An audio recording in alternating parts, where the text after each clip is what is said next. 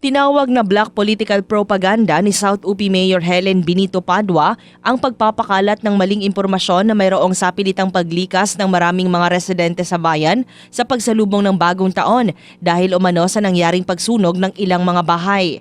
Ang fake news na ito ay kinondena ng local government unit na naglalayong siraan ng mga taga-South UP, maging ang mapayapang ugnayan ng iba't ibang mga sektor sa bayan ayon sa official statement na inilabas ni Benito Padua nitong weekend. Ayon sa kanya, malinaw na malisyoso at politikal ang naturang propaganda.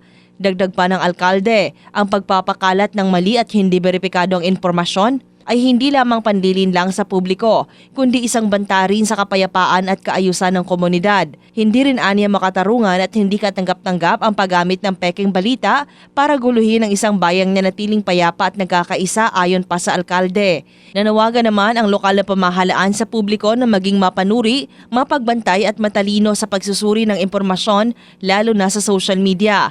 Hinihikayat naman ang mga residente na umasa lamang sa opisyal at mapagkakatiwalaang sanggunian at iwasan ang pagpapalaganap ng hindi beripikadong ulat.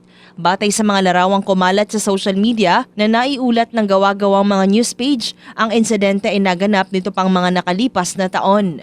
Drema Kitayan, Bravo, NDBC, Bida Balita.